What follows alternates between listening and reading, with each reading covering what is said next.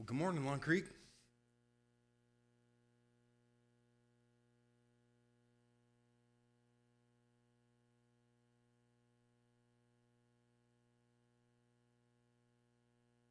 Trip from John Day to here, it was pretty humorous because even before 395, I'm like, it's warm in the car. And John Day fed us, and somebody made the tater tot casserole. You know the one I'm talking about that has cream and mushroom soup, and it's so good. I'd kill for tater tots. But yeah, so I have a full tummy. The car is nice and warm. I'm like, and my wife sees me doing this, and so she offers to drive. I'll bet she didn't make it 10 minutes, maybe 15. And I hear her accelerating. She's like, I need to go fast. And I'm like, yeah, but now I'm not sleepy. I'm afraid for my life. So finally about Fox, she's ready to kill us. And so I took back over. So how many times have you had to stop? 3 times and change drivers? Between John Day and Long Creek. But it was kind of cute. Well, let's bow our heads for a quick prayer. Dear Jesus, thank you so much for your Sabbath day. And I just request that you press a coal upon my lips and sanctify my words and help me to deliver a great message to Long Creek this afternoon. In your precious and holy name, amen.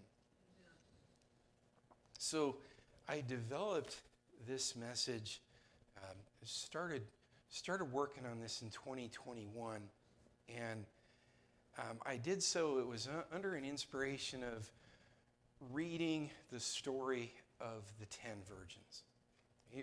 Are you all familiar with this story?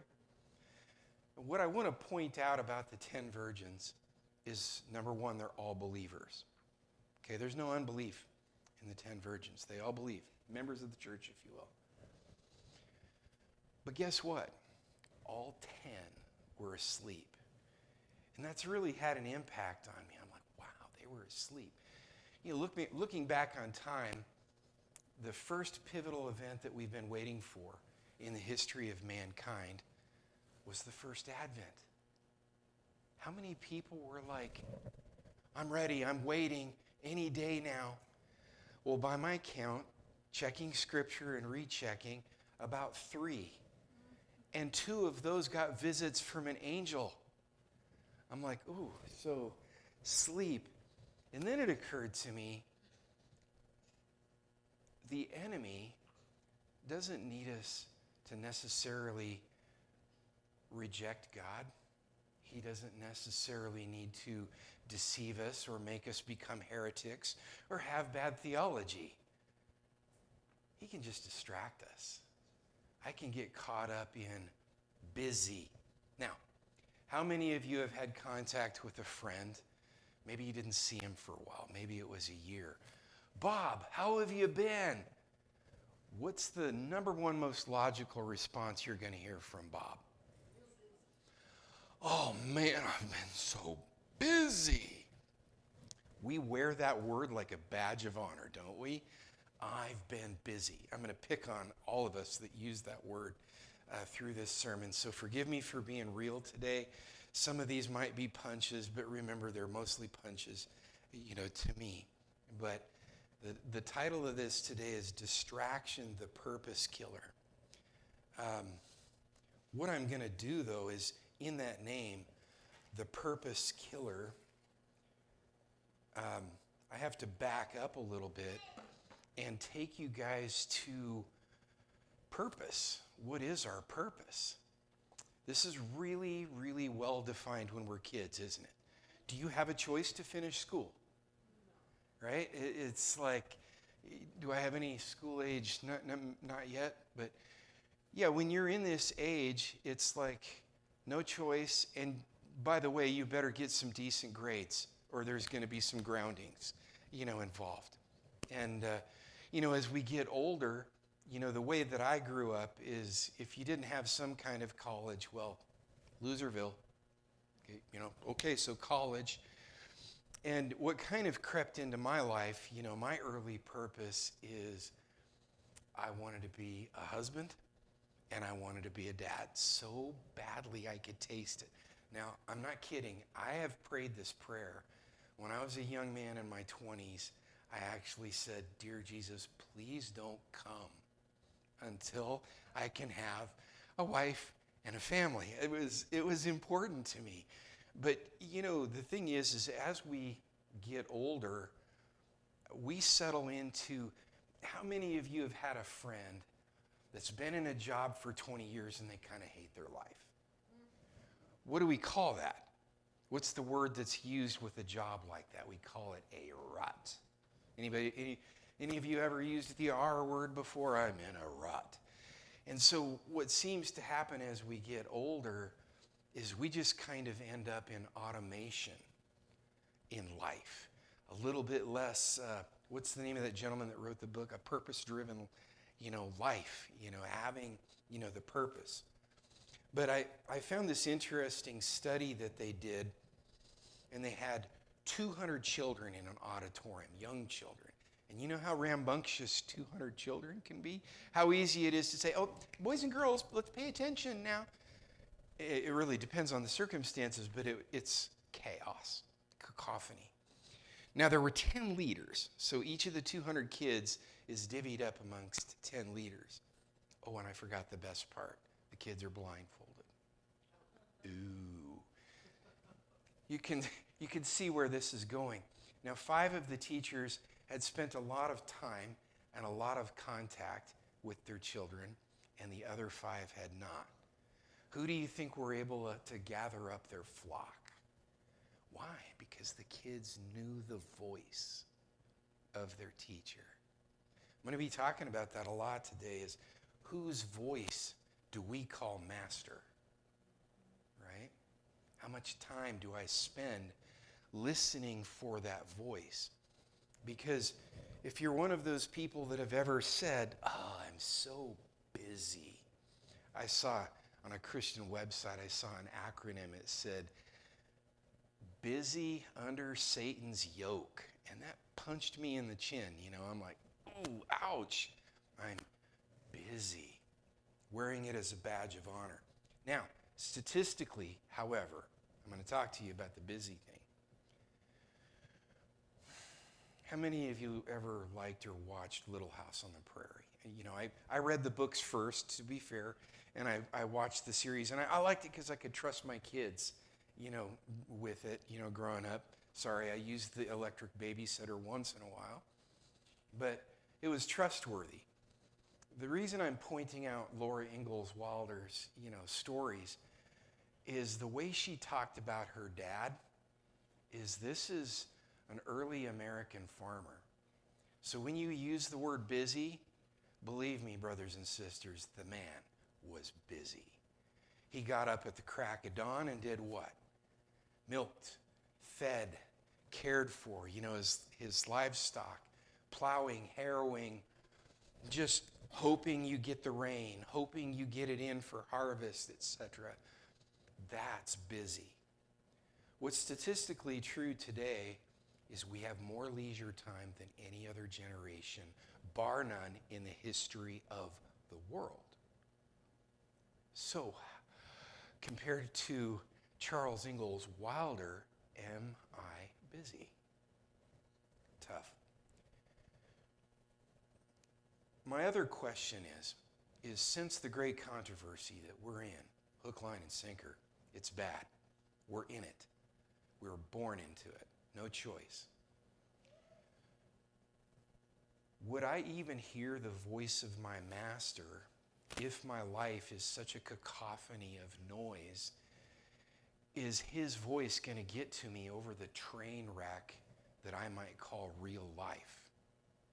And we all have real life. Once a week we get to come together, and our Sabbaths are pretty well defined, aren't they?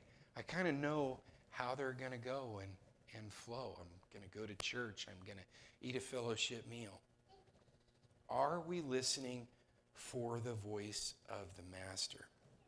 So this is a revelation sermon, whether you like it or not, because we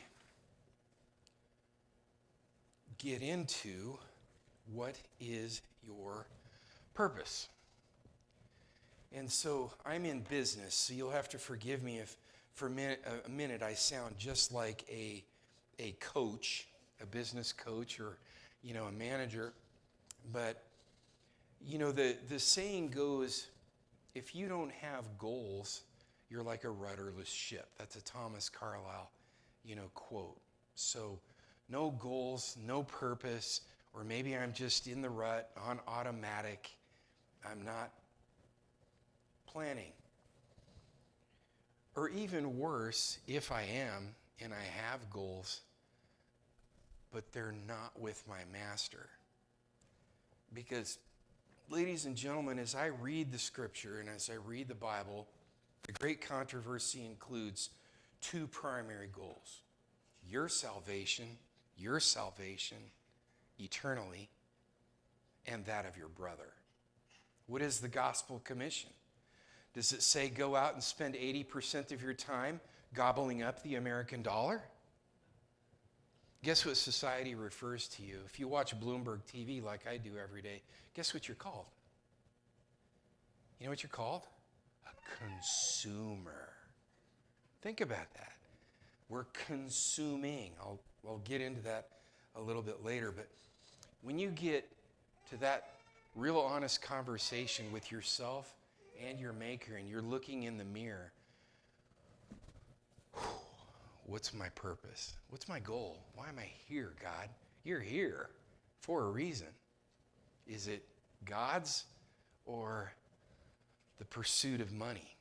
My wife and I, when we first got, hitched, again, it was a major goal of mine to be a husband. Okay, I can check that box. Mission accomplished. I'm a husband. Yay. We were also ambitious. And I figured out fairly early in life that this transaction called my working life was a matter of trading my time for money. We're stuck, aren't we? The agricultural society is pretty much dead. If you want to do anything in the world, even being charitable, what does it take? The greenback. Statistics indicate that right now we're spending about 81 to 82% of our waking hours money getting. We're getting money. So I'm like, how easy is it for us to decouple that from this great controversy that we're in? Where suddenly my goals start to drift a lot more towards the money-getting priorities than they do maybe what the master is saying. Or, what if the master wanted me to do something that was against that time-money principle? Like, I'm going to make less or not as much. But it's kind of what drives American society, whether you like it or not. It's a money-based world. Trust me, I'm in finance. I handle people's retirement. It's work. Oh, I'm retired. A lot of what I do is retirement planning. And I hate to burst anybody's bubble, but the golden years seem to have a really limited clock.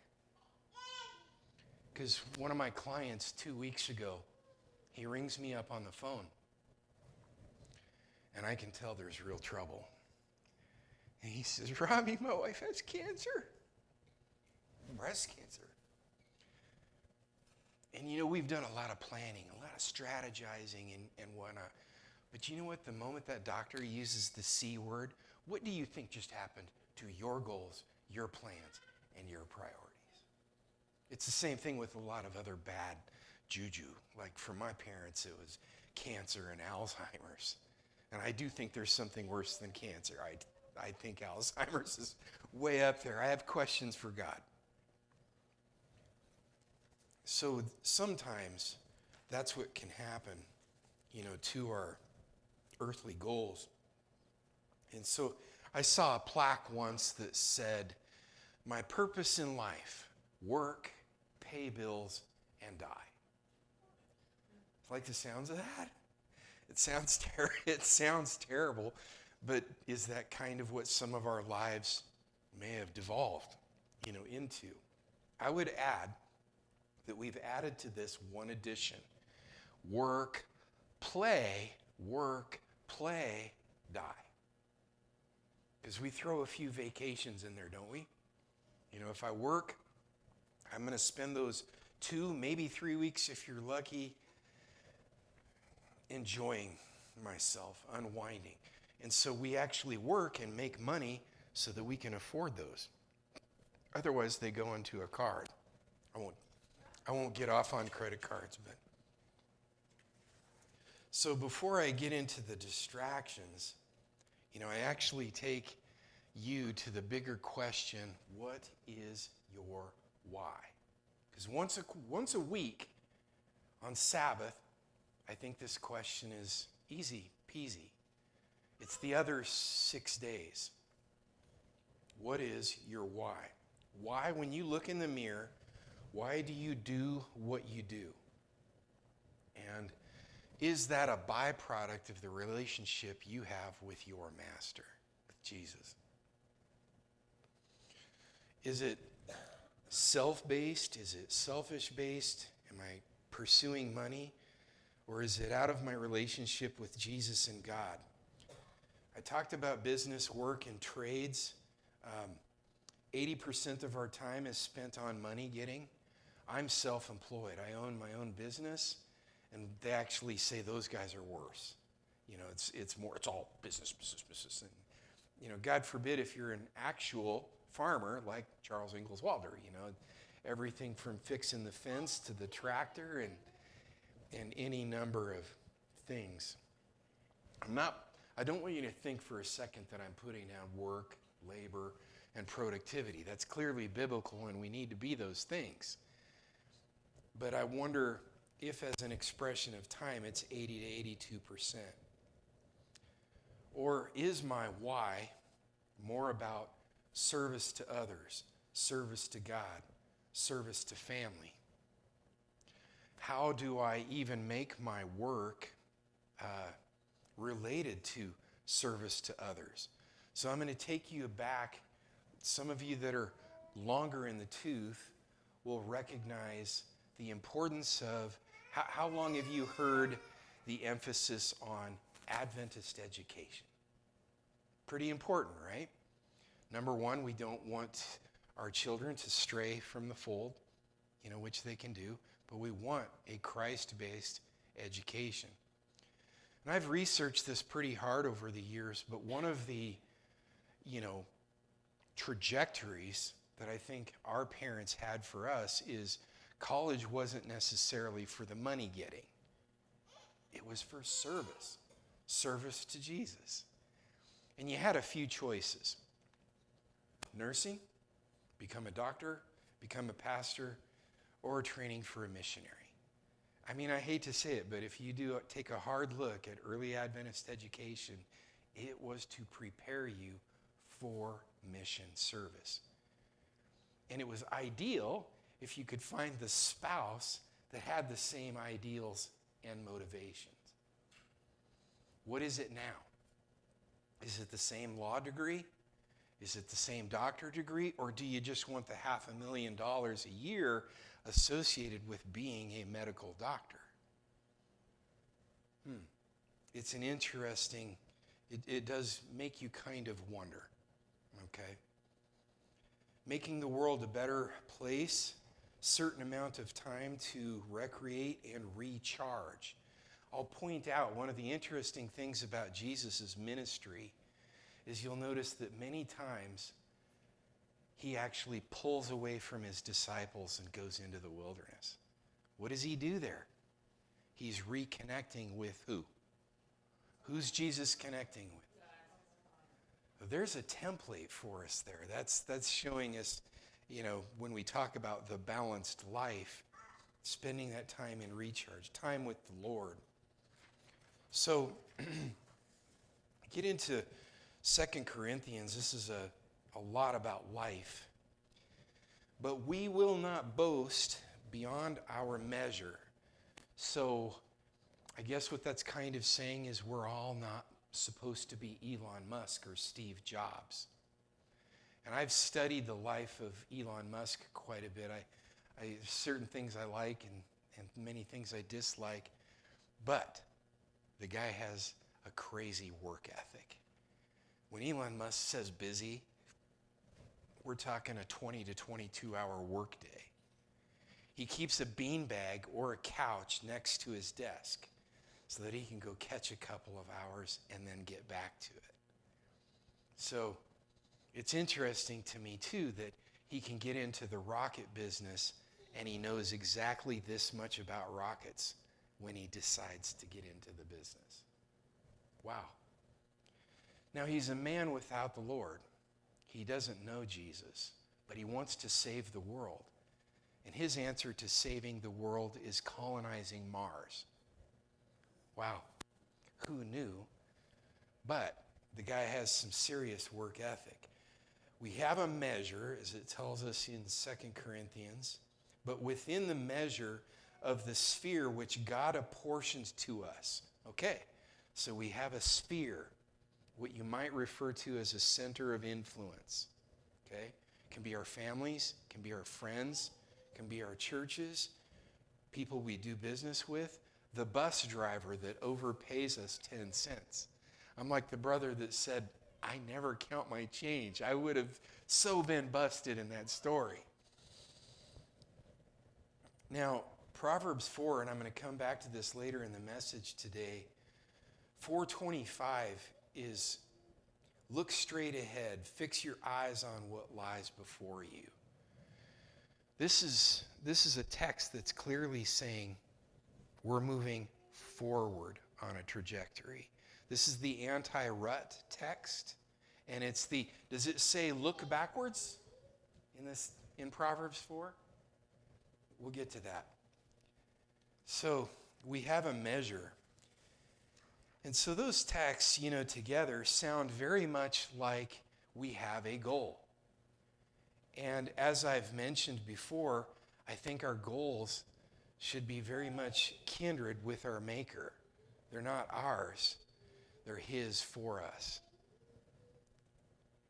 So here's the thing. How many of you have had a good idea? You ever have a good idea? Ding, the light bulb comes on. Well, sometimes, maybe the majority of the time, when I get those good ideas, I have to laugh because it's for somebody else. It's like, I got a good idea for you, right?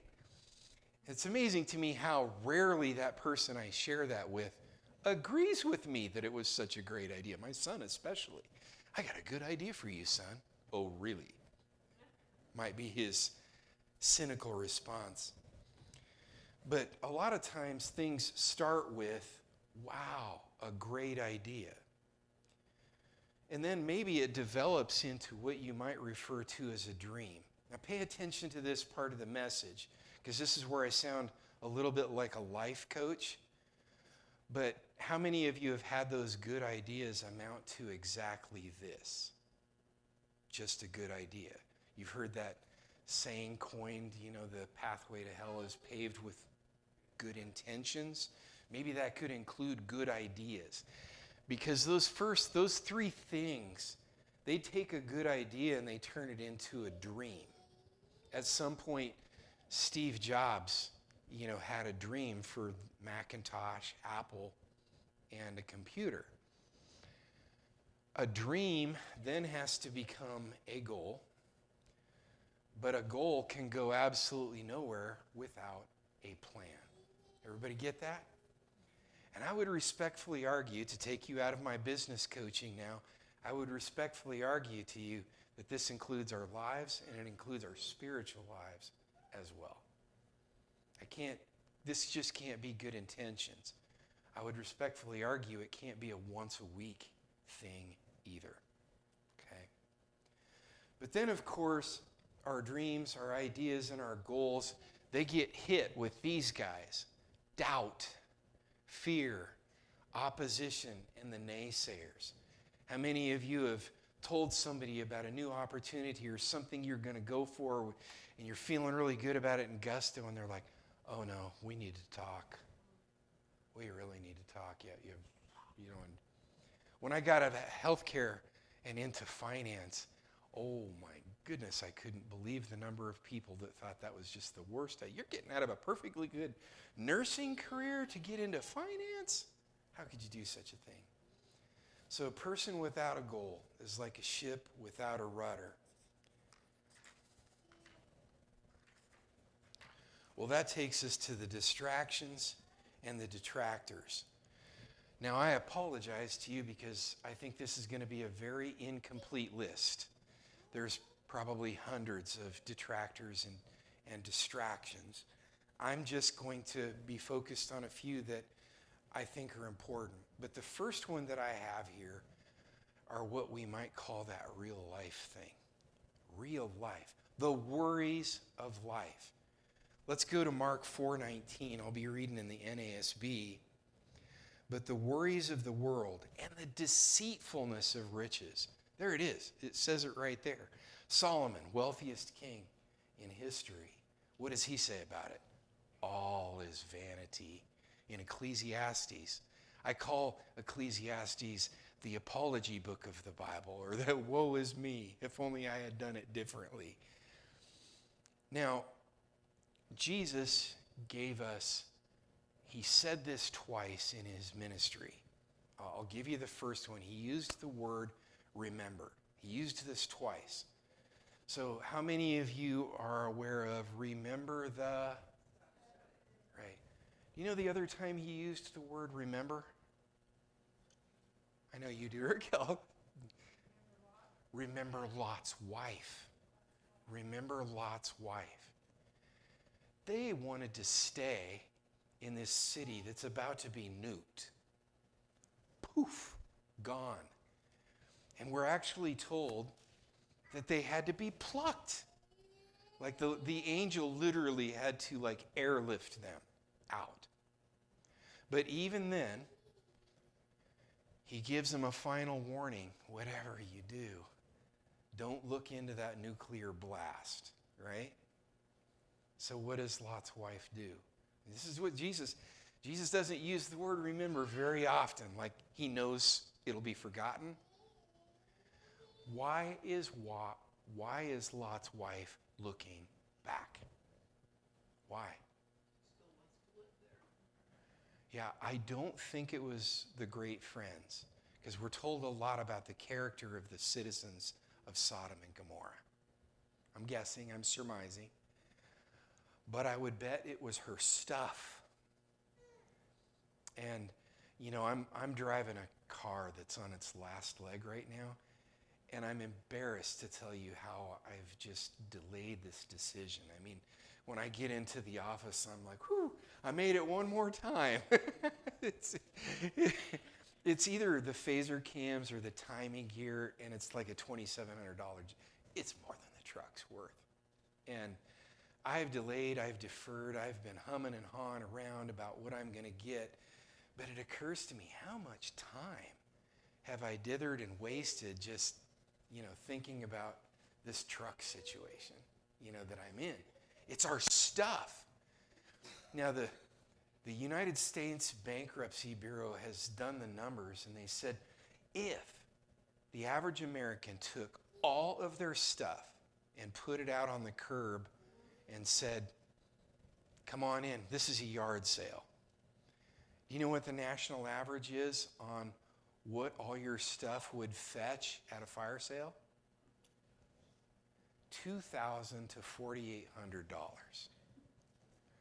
Now, way back when we were first married, I remember I bought this bedroom set for Raquel. Was that Valentine's or your birthday? It was an occasion. And I bought her this really sweet bedroom set. I put so much time. I trickled rose petals up the stairway. I mean, I planned this out. It was like a big deal. A couple dressers and a 4-poster bed. That was our thing. We were so happy to do that. And I put a lot of time, effort, into even getting that. I am not going to tell you how much I paid for that. I'll give you a clue. It was Ethan Allen. But I paid a redonkulous amount of money, brand new, for this furniture.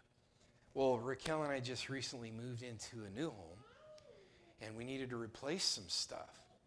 And it's funny because we're finding Ethan Allen furniture and some stuff that's even better on Facebook Marketplace for $200.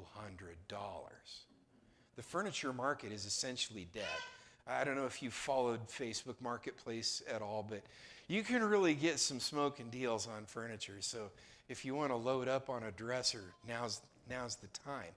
Because apparently, folks just don't put the same emphasis and value on bedroom furniture than I did when I was making this romantic gesture, to my wife. So on that Remember Lot's wife, I can't help but wonder if it's the stuff that we make part of our worry. Luke 21:34, be on guard so that your hearts will not be weighed down with dissipation and drunkenness. Those are the bad habits that can be distractors. But listen to this, just spells it out for us. And the worries of life, and that day will not come upon you suddenly like a trap. Wow. So there it is, the worries of life. That takes in a lot of ground. You guys individually have to say, what are my worries of life? In Matthew 6:31, do not worry then, saying, what will we eat? Or what will we drink? Or what will we wear for clothing? I go backpacking. And how many of you guys have heard of the Feast of Tabernacles? You know what it's called? Sukkot. Sukkot. It's a big feast. It's 7 days long. Generally, the ladies are excluded. Not exactly sure why, but it was kind of a men thing. But the whole purpose of this big feast is to basically go into the wilderness and build a tabernacle. It's a Jewish word for tent. Okay? So how many of you have been camping by a raise of hands? Congratulations, you celebrated Sukkot. Okay. But what are you eating when you camp? You have less or more? Less. All right. How are you sleeping? Less or more? And so it's just an interesting feast because it's really to remind the men of Israel, the prideful men, I would say, to depend on God. This is what dependence in me is all about. Now, follow-up question to the camping. How many of you have camped for 40 years? They did. And you know what? They had to be fed by manna. Now, we don't like this as Americans. Because I'm from the United States of America. I'm free. I'm independent. I do all this myself. All right? It's part of it's in our DNA. I'm patriotic. I love what this country represents and stands for. But it's a little contradictory.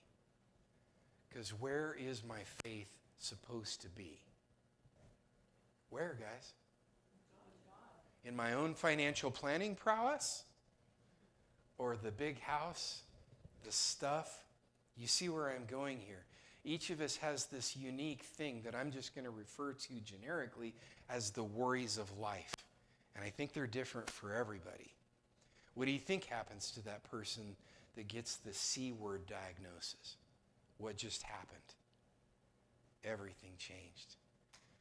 With that client that I'm talking about, I would say that everything we've talked about over the last couple of years just flew out the window.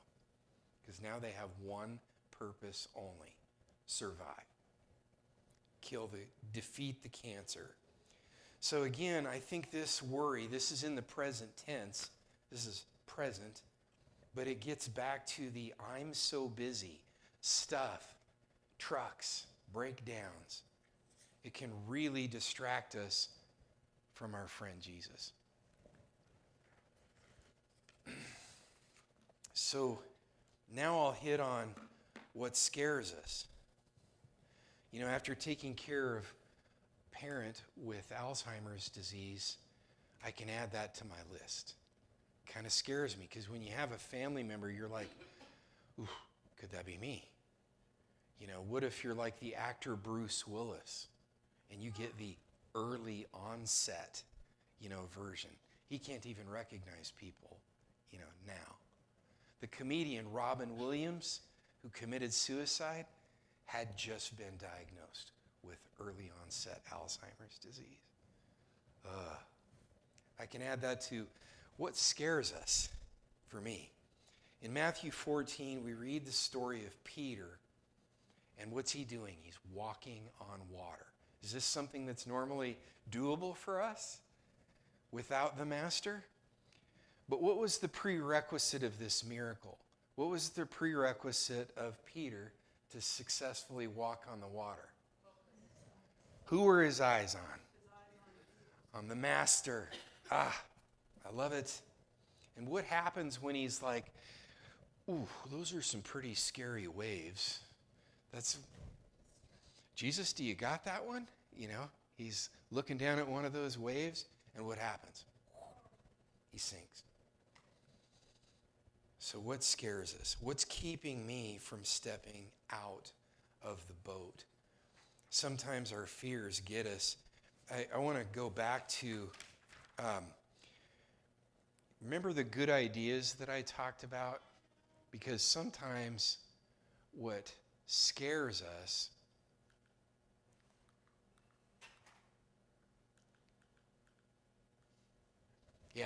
sometimes what scares us keeps us from the dream turning into a goal, from the goal turning into a plan.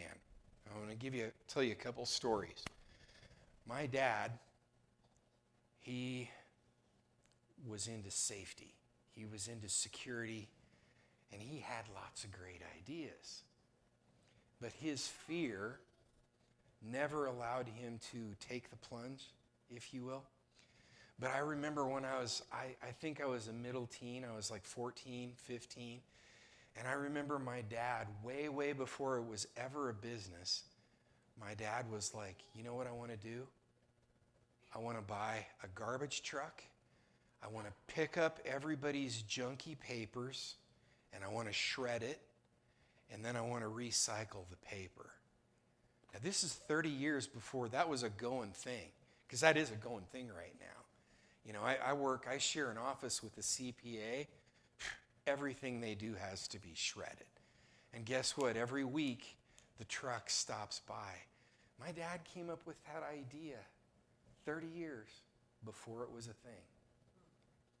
Now, my friend and I in the Navy, I was in service for a bit, and he was a foodie. I mean, this guy was a gourmand, and he was from the Philippines. He knew about food I'd never even heard of. You know, he was quite the international diner. So it kind of became a hobby of ours on the weekend to eat out. Man, we loved that. I mean, Thai, Chinese. I discovered foods that as a Western coast, you know, Americano, I'd never even dreamed of tasting. I went, what is that? So he was a foodie. But in my journey, becoming a foodie with my friend, I came up with a great idea. You know what my great idea was? You're going to laugh. But I discovered that mixing sriracha hot sauce with mayonnaise is about the tastiest sauce on planet Earth. It's good. You can dip sushi in it. Anything, you can use that as like a dipping sauce. It's great. And that was about 20 years before sriracha mayo became a thing. Now it's on every shelf in America. But I had the idea, but I didn't get there. Sorry, I forgot that. So, what scares us? So, distraction 3, our service to God. This one might surprise you that I would even bring it up. But how many of you have met that fellow church mate that has worked so hard that they're just pooped out? They're tired. Now, I'll warn you, smaller churches are even worse for this because you have way too few people doing too many things, and then other people are being bench warmers, right? And so that is a tendency to where, like Jesus, even from something as good as his ministry, can we all argue that was really great, he's still taking his break, pulling back, and going to spend time with the Most High. Interesting. So some of us need a break, and for this I'm going to use Luke 10, and the story is Martha is making a meal. For who? The most important person in the universe, Jesus. And she's pretty obsessed about this meal, isn't she? Well, let's just say she's running to and fro. She's a cooking and preparing. But she gets mad. Who does she get mad at? Her sister. And she's like, hey, this girl's just sitting here hanging on your every word, listening, and I'm over here working my fingers to a bone. Well, who does Jesus criticize in that story? Martha. So she's busy, good busy. She's preparing a meal for the Son of God. And one of my favorite authors, Jim Collins, he writes a fantastic book. And if you haven't added it to your library, I can honestly tell you it's in my top 5 favorite books. But it's called From Good to Great. But one of the most life-changing quotes he has from that book that's made me really wonder and to really think about, is what I'm doing the right thing? Like Martha and Mary. Good is the enemy of great. Oof. How often do we say, I was watching a good movie. It was a good series. I was reading a good book. Should it be great? So we have to ask ourselves, am I so burdened down in the good that it's actually preventing me of taking that next step? Maybe where Jesus is telling me he wants me to be. Because I'm already in good. In business, we actually call that the Fibonacci curve. And it's really interesting because they find these plateaus. A person grows, they plateau. And then hopefully they hit another growth spurt and then plateau. So this is called the Fibonacci cycle. There's some math involved, but it's like the normal trajectory of business and life. But what we found is there's a certain threshold in there that we as human beings, we call comfortable. Now everybody has, I guess, that level, that they would say, 10 million in the bank, I'm cool. Stop. Then your life from that point is just one big plateau. No motivation, inspiration, nothing to take me to the higher curve. And that's a little bit of what I'm talking about. So easy for us to get distracted by the good things we're doing that we forget to actually be with God. Now, I was complaining one time. I was sharing with the brother back in your AV department. I got stuck with the job of AV at Cloverdale. Any of you know the Cloverdale Church or been there? It's huge. It's big. I think we have 800 members. So each service is a big deal. 16 mics, and you program it on Friday night, and then somebody shows up and says, oh, by the way, I need 3 more mics. And I don't think I was very good at it, but I determined it wasn't a blessing to me, that service.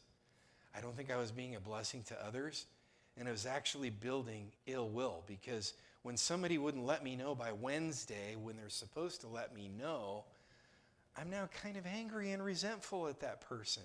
How rude. You didn't tell me by the deadline. This is a Hollywood production level service. Everything has to go right or it's my fault. So I was complaining to a friend of mine. He works for the Lutheran Synod, which is what I guess they call their, what do they call that when you're training ministers? Seminary. Yeah, it's kind of like the Lutheran seminary. And it was cute. He used a quote on me. He said, Robbie, God uses people, the church uses them up. I was like, ouch. I tell you that just only as a beacon of warning. When you're a small church and you see those individuals that are just hustling and bustling like Martha, and it seems like they're doing it all, give them a break. Give them a break. Because sometimes when they finally withdraw, they withdraw from the church. They're bitter. They're resentful. They're like, man, I did everything. So, what great things do you feel God has put on your heart to accomplish? What good thing might you have to eliminate in order to reach it? It's funny because when you study, I've done pretty careful studies of mastery in the Bible. Like, wow, what does it take to become a master? Have any of you heard of Hero Loves Sushi? His apprenticeship is like 20 years long. So you aren't a master sushi chef until that's worse than a PhD, you know? I mean, so to get your doctorate, I guess, in sushi, if you make Waterford Crystal, Raquel and I visited the plant when we were in Ireland. They apprentice for 8 years before they are awarded they make $45,000 a year. But to reach master level crystal maker, 8 years. Now, master. We don't do that in the United States as much. Shoot, if you get hired by somebody, they expect you to be Mr. Joe Productive in 2 weeks. You know, not a lot of training, a lot of feedback. It's like, yeah, we need to talk about HR. You know, that's probably where most of your training is going to be. What's interesting is one of the words that the Bible uses for mastery is the word athleo, the root word for athletic. And so a lot of times when we achieve the word mastery, it's using that word athleo. Now, I've studied some successful athletes. I like the gal that won the gold medal for wrestling in 2016, Margolis. She was a dark horse, not expected to win at all. Who is the king? Japan. This lady had won literally the last 4 Olympics.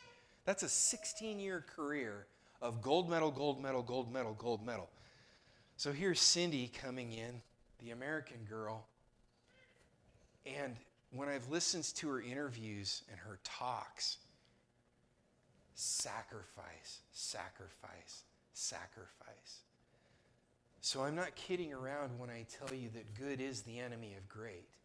Because when people do achieve greatness and do great things, there was some sacrifice.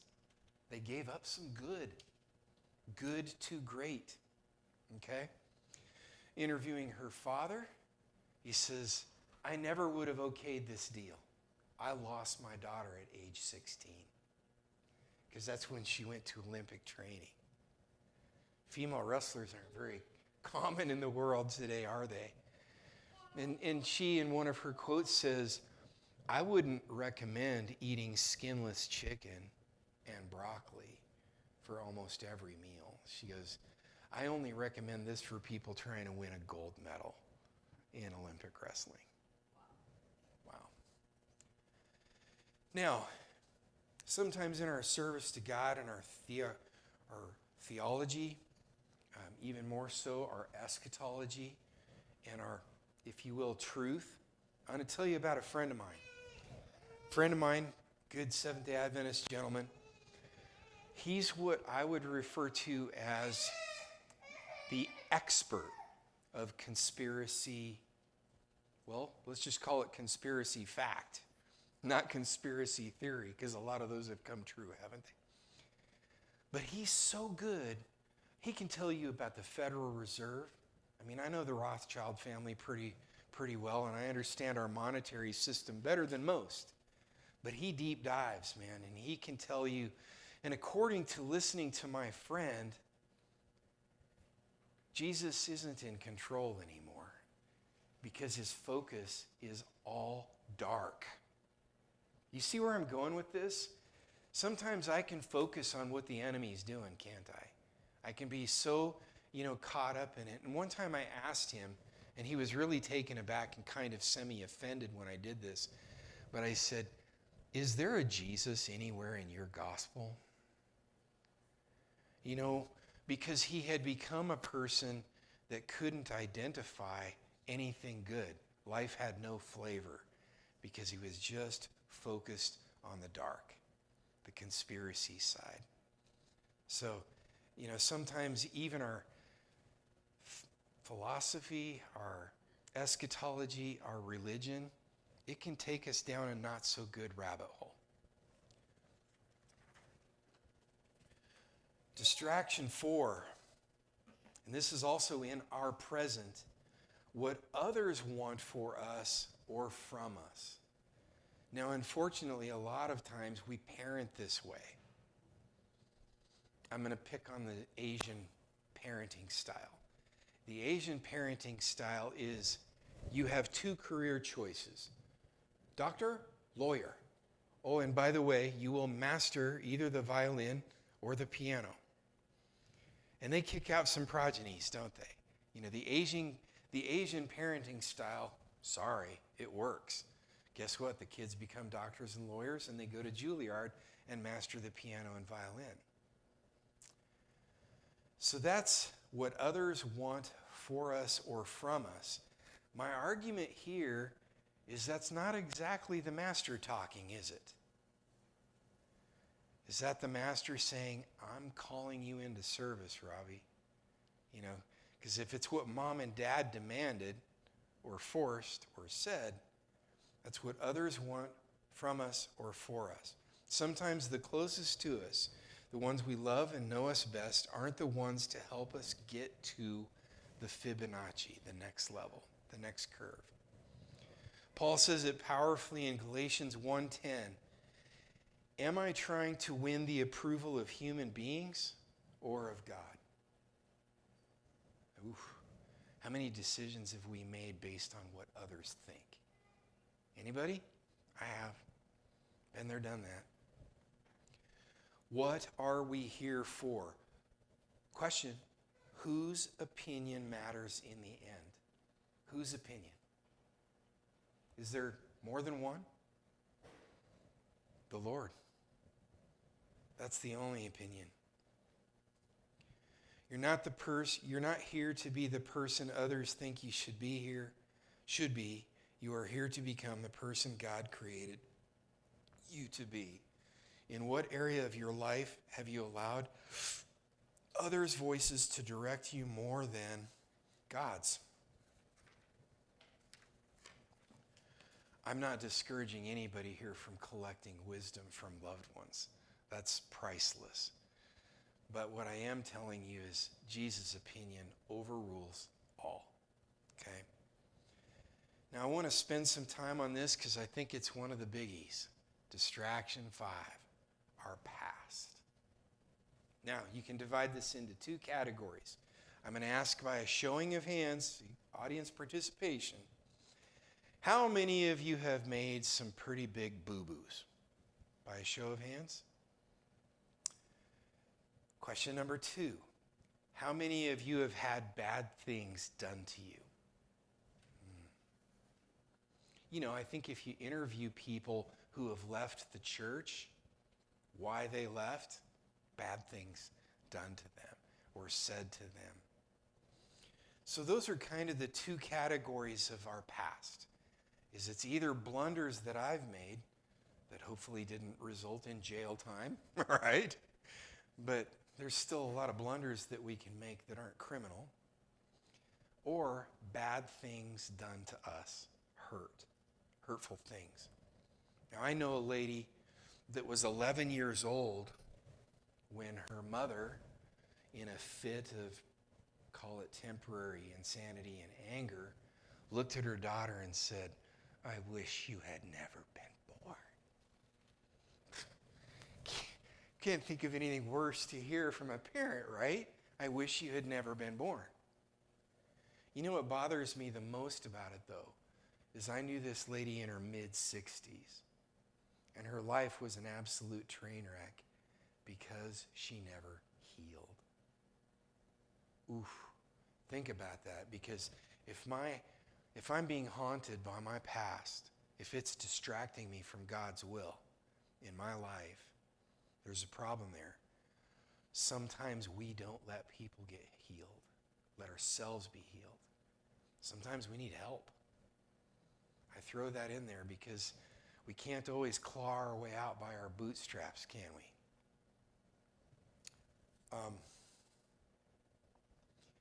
Matthew 6:34 talking about our future, of course. Do not worry about tomorrow, for tomorrow will take care of itself. Each day has enough trouble of its own. To paraphrase, fretting about our past can ruin our present and our future. Disagree with me on that?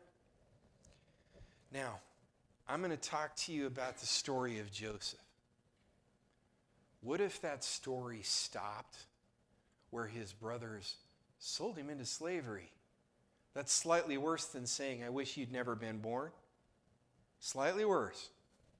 They sell him into slavery. Now, is that a bad enough event that we would fault any of you for saying, oh, woe is me, I'm just a slave? Could have stopped there, right? That story could have ended. Joseph, through his meticulous relationship with God and what I think is the most outstanding work ethic in the entire Bible, is the story of Joseph. Everywhere he goes, whether it's as a slave, whether it's as a prisoner, as the servant of Potiphar, everywhere he goes, people recognize something in Joseph, do they not? What do they recognize? This guy's a hard worker and he's going places. I want him. I want him by my side. He needs to be on my team. Everywhere he goes, that's said. Okay, let's take this forward a little bit. What if the story had stopped when he was falsely accused by Potiphar's wife and thrown in prison? Would he have had the visions? The visions of the 7-year famine? Would he have become the tetrarch of the most powerful nation on the planet? Think about that. What did the Pharaoh say? Only in the throne do I have more power than Joseph. Joseph was running the show. So if Joseph had gotten caught up in his past, and it wasn't his past, he didn't do these terrible things. This was stuff that was done to him. And I've heard some pretty terrible stories about people, but I always love it when the testimony is, but here I am. Thank you, Jesus. Because we are not, like Proverbs 4 tells us, which direction are we looking? Are we doing this? Or are we looking forward? That's the only direction, my friends. Jesus wants us to take this Fibonacci ride. It's okay to plateau for a little while. That's just kind of the nature. But it's what's the next step? In the Christian walk, what do we sometimes call that? Sanctification. Anybody heard that one? It's the thought process that had the thief on the cross lived a little bit longer, he wouldn't have been a thief anymore. Am I right? Would you say that the trajectory would be upward? Now, this wouldn't be a complete message, since I am talking about distraction, if I didn't give some lip service to, this is our present, your phone. Sorry, I said it. You know, I'm in business, and so I get separation anxiety if I forgot my phone. I kid you not, if I leave the office and I left it on the charger, I'm turning around. Okay? And sometimes I'm not getting enough sleep because I'm doing what? Scrolling. Now, to be fair, I'm not just counting your phones. This can be, we'll just call it blue screens. So, you know, interestingly enough, the Christian church defended televisions. Okay? I'm going way back here, so you youngins give me a break. But our TVs used to be this big, and no one stole them because they weighed 1,000 pounds. Right? Now, some of the Christians were like, no, this is not good. This is like bringing the enemy into our living room. And then we defended it. The Christian church actually defended televisions. And you know how they defended it? For some of you youngins, forgive me, but we used to have what was called Channel 9. What was Channel 9? The educational channel, PBS. You with me? So we defended it because PBS is really cool. That's where the kids can watch Sesame Street and Electric Avenue. I'm really dating myself there, aren't I? Okay. So we defended it. But we're now at a point where it isn't TV anymore. They're thin. You can get, I'm not even going to tell you how big my TV is at home. Yeah, it's embarrassing, you know. But I can, you know, when my wife goes out of town, she was running a health clinic. They do these 10-day cleanses and whatnot, and it's a big deal. So I was batching it for a couple of weeks. And I got hooked on this series. It was really good. I liked it. It was 3 seasons. I killed it in 2 weeks. I guess they call that binge watching. But it occurred to me, how much time was spent with the Master. That's definitely, I would say, that the show I was watching was good. I don't think there's anything that you as a church member would find in any way bad or reprehensible. It was a good show. I liked it. Lifted my spirits. I was cheered up. But I wasn't with the Master. So we have to give credence to our recreation, our time, our entertainment, games, phones. You know, it's really a war between 2 hormones. I don't know if you guys know this, but there's a really, really good book out there that I think should be required reading just to be a citizen. It's called Dopamine Nation. Any of you heard of dopamine? So what happens when I watch that good TV show? I get a hit, don't I? I get a dopamine hit. There's another hormone. It's short-lasting, and it creates addiction. Because I got the hit, I need another one. So I don't care whether you're talking about pornography or heroin or nicotine or anything out there. Shopping addiction, if we want to be tame. But those are all hits. Dopamine, dopamine, dopamine, dopamine. The other guy that I might call the good guy is serotonin. Now, let's talk about serotonin for 2 seconds. Serotonin's what you get when you climb into the canoe with your girlfriend or your wife and you paddle a boat around and you're looking at scenery and you're getting good exercise, right? Because instead of the dopamine hit, you're getting a much slower acting chemical in your body called serotonin, and it's long lasting. And it has a side effect. Endorphins. Have any of you heard of those? I mean, they kill pain. The endorphins are a miracle. They help people with pain and pain management, and that comes with recreation instead of entertainment. But I could do a whole sermon. I actually have done a whole sermon on recreation versus entertainment. There's quite a difference. I'm going to end our message today on Enoch. And I think Enoch frustrates me as a Christian. And I'll tell you why. It's a big story. A man who has such a close walk with the Master that he walks right into heaven. And the Bible gives us exactly 2 texts. That's it. That's all we've got. So we have to lean and rely pretty heavily on Ellen White for a lot of the ammo that we get on Enoch. You can't read the book of Enoch. I tried. It's apocryphal, and it's just a fallacy. It's complete fake. So we have very little ammo on Enoch. But what I want to point out is one of the better texts that we do have on Enoch. It says, "And Enoch walked with God and was not, because God took him." Wow. That's saying that one man, just one man, had such a tight walk.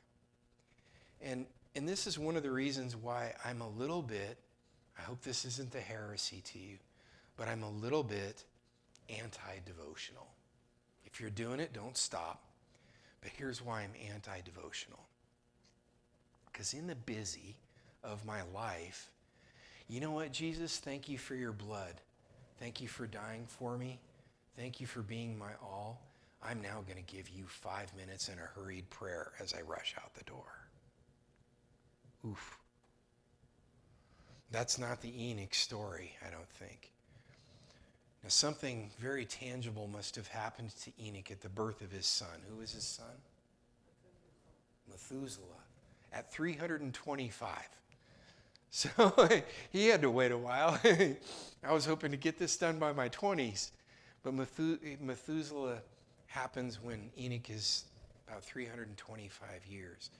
And something in having that son, having a child, made a change in his walk. Because after that, we're told that he evangelized.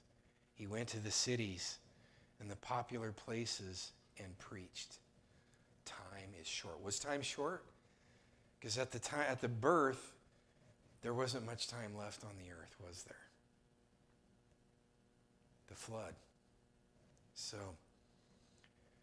I know there's been entire books written on the life of Enoch. I own a couple of them. I like to read up on Enoch. We're given so little ammunition, but I'll point out to you, and the theme of this distraction is we can be distracted right out of God. The most important person and war, and wow, I'm just caught up in busy. Happy Sabbath, Long Creek.